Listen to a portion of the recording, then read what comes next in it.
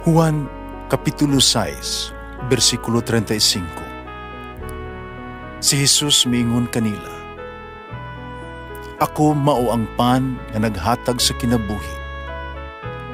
Ang muari kanako dili nagayod gutomon, ug ang mutuo kanako dili nagayod uhawon."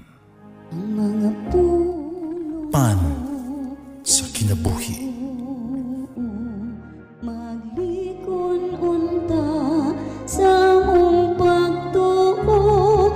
Gagakakabi sa pagtuman sa imong mahal nga kasuguan.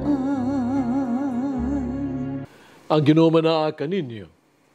Santos nga Ebanghelyo sumala ni San Lucas. Wala madugan ang handam si Maria, midali pag-adtos kabungturang, ngadto sa usa ka lungsod sa Judea. Meto siya sa balay ni Zacarias, nangumusta kang Isabel. Pagkabati sa Isabel sa pangumusta ni Maria, milihok ang bata sulod sa iyang tiyan. Ug napuno sa Espiritu Santo sa Isabel, ug misulti sa makusog, "Bulahan ka sa tanang babae. Bulahan ang bata nga imong ianak. Ngano ka? Nga miduam ng kanako ang inahan sa akong Ginoo." Kaya pakadungog ko gayod sa imong pangumusta, miulpot sa kalipay ang bata nga akong gisabak. Bulahan ka nga mituo ug matuman gayod ang mensahe sa Ginoo kanimo. Unya miingon si Maria, "Nagadaig ang akong kasing-kasing sa Ginoo. Namalipayon ang ako ang kalag tungod sa Dios nga akong mangluluwas. To kay nahinundom siya kanako nga iyang ubos nga sulugoon. Usugad karon ang tanang tao mutawag kanako bulahan, tungod sa dagkong butang naghihimo kanako sa kamhanang Dios. Balaan ang iyang ngalan. Napakita siya kaluoy sa tanan nga nagahadlok kaniya. Gikan sa kaliwatan ngadto sa laing kaliwatan, gibakyaw niya ang iyang bukton nga gamhanan. Gipatibulaag ang mga tao, mga pahitason, ubas sila mga laraw. Gipuka niya ang hari nga gamhanan, dikan sila mga trono.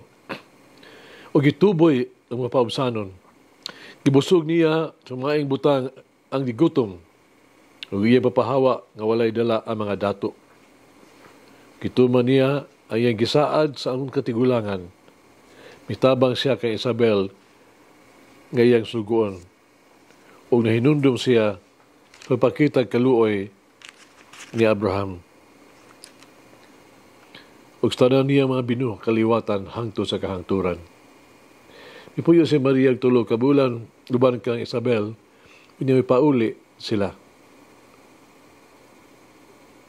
Ang Ebanghelyo sa Ginoo.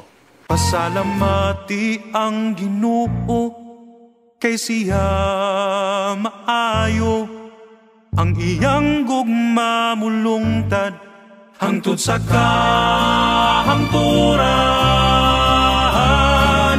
Pasalamati ang Diyos sa tanang mga Diyos, ang iyang gugma malungtaron. Pasalamati ang Ginoo sa mga Ginoo, ang iyang gugma malungtaron.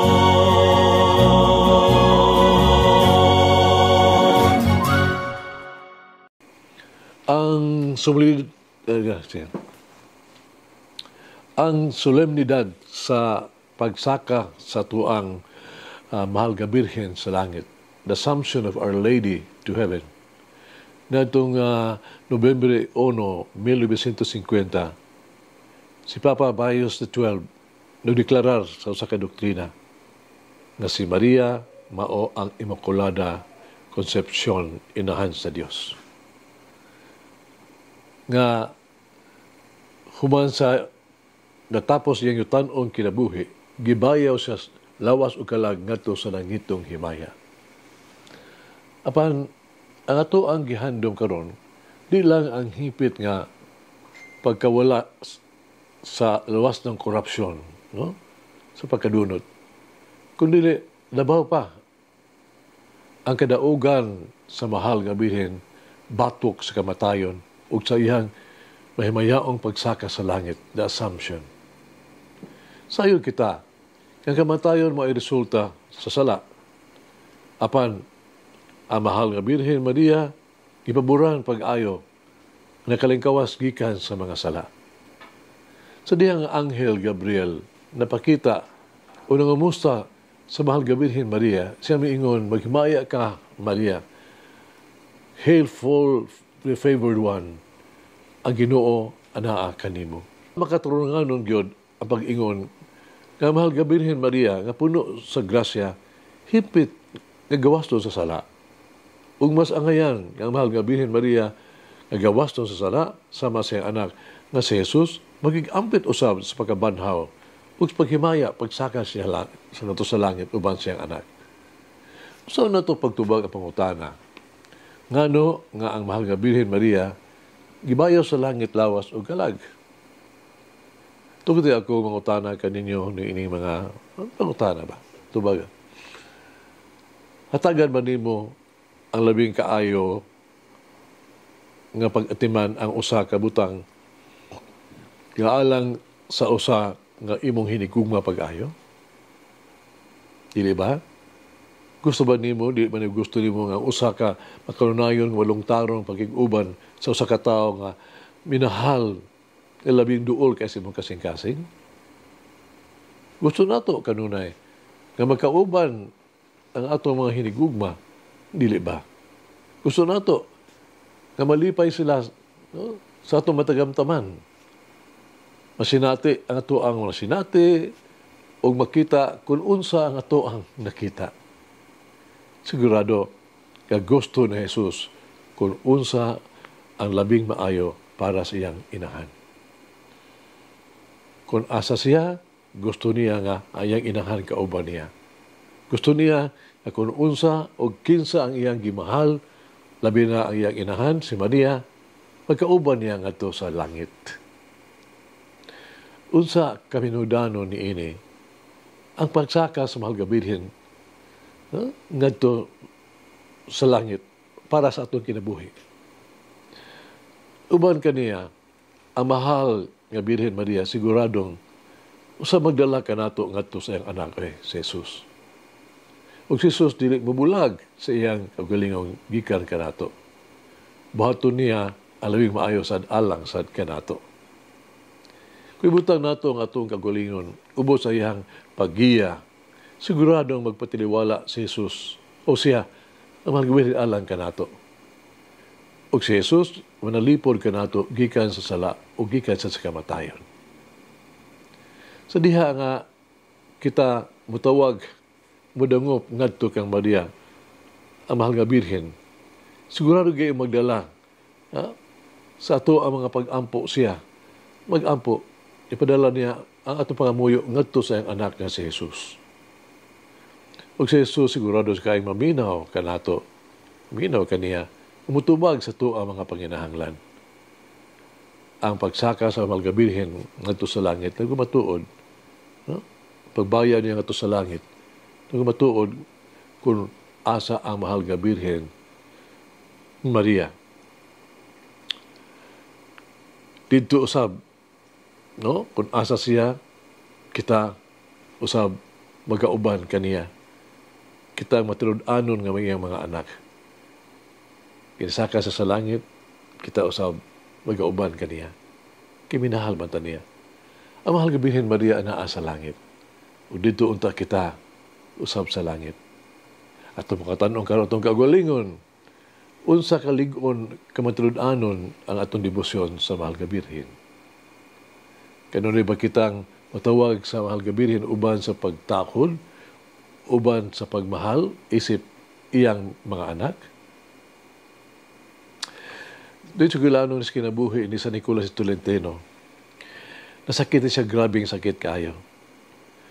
O na siya sa ito ba sa kamatayon gani. Pero ako kayo ang debosyon sa mahal nga Birhen ay. Sa kaadlaw na napakita ang mahal nga Birhen kaniya. No? Yung mahal nga Birhen, ako kini ang imong inahan, kamang luwas. ang Birhen Maria nga imong gisangpit. Ako sa akong kaugalingon maghatag kanimo niining makaluwas nga resita, no? Tambal sa iyahang gitawag tug sakit. Kanya silangutan na kaniya ang mga Birhen. Nagsugo kaniya. Patuo ang imuhang katabang ato sa kababae, ano papangayo kaniya og bag-ong pan sa ngalan sa akong anak nga si Jesus. Human kini madala nga ni kanimo diri. Ituslob kini sa tubig ug kana ug maayo ka.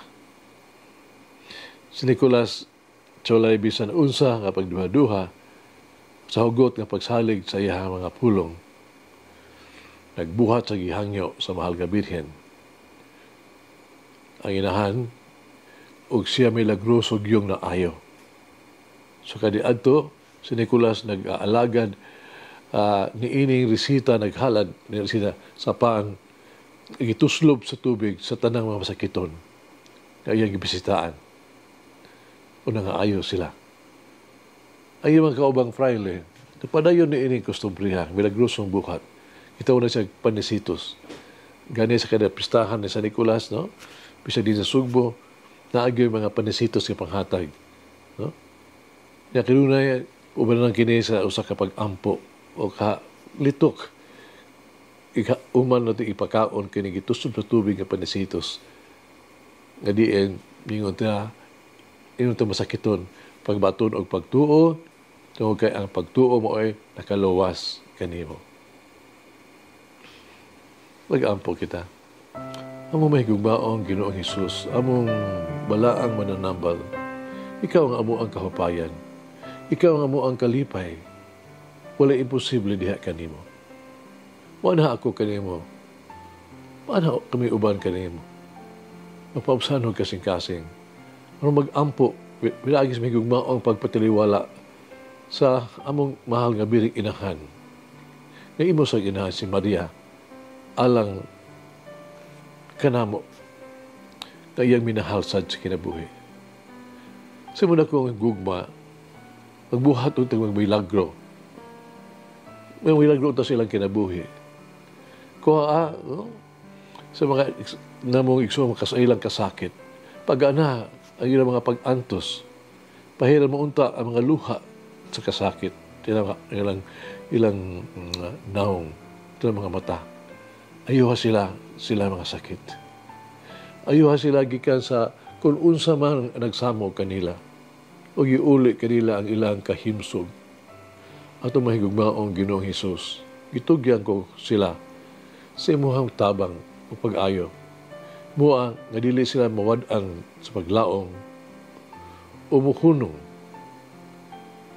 Hiusaha sila silahang kaugalingon ngadha kanimo ug salig sa imong mga pulong mga kapadasig, unta wala sila'y kahadlok, pagbaton, lamang sila og pagtuo. Amen. Umamiri, assume into heaven, open my heart to the grace of God in each moment. Mulangin ang Diyos magagahom sa tanan, Amahan, Anak, Espiritu Santo. Amen. May the Lord of the divine mercy bless us all, heal us from all diseases and suffering. Ayun unta niya kita, tanang mga sakit na sa lawas o sa kalag, body and soul. In the name of the Father, the Son, and of the Holy Spirit. Jesus, I trust in you. Amen.